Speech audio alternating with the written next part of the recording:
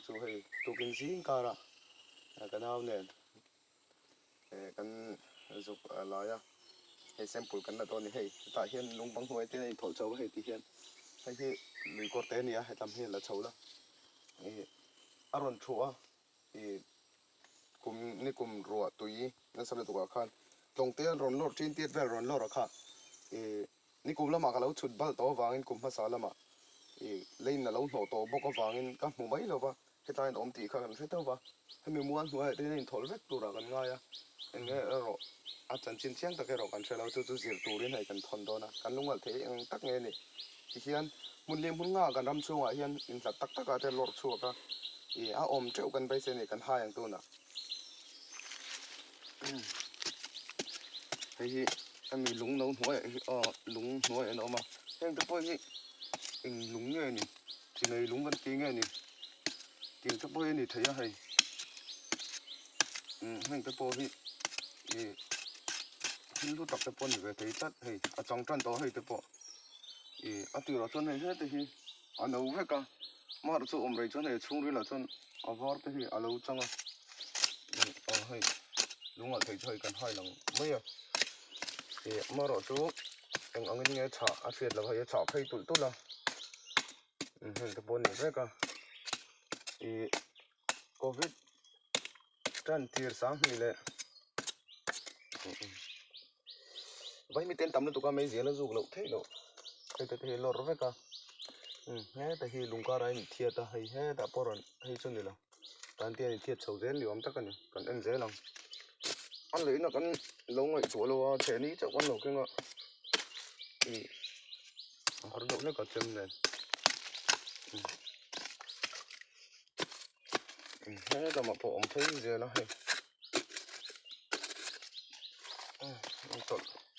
hay chụp ăn đều em chụp hay ông này hay đúng là thấy cho những nghề nhá thì thật thấy dễ luôn này đúng bằng nói đúng kia cái bằng cái thật thấy về dễ là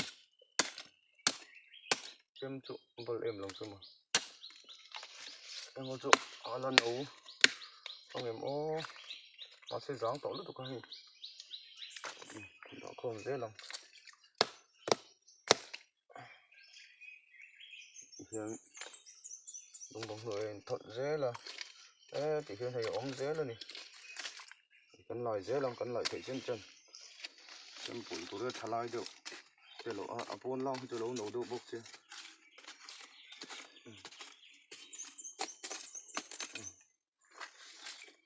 tụi tao phóng nữa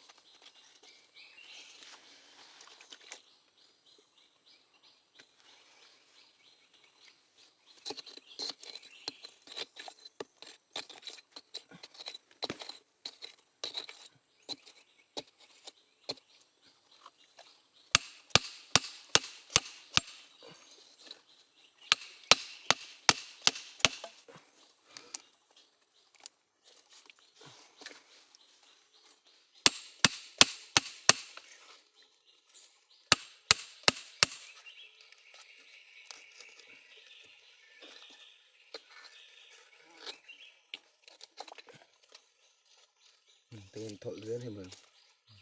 ai đi bốn lang mi chu nấu luôn tụi con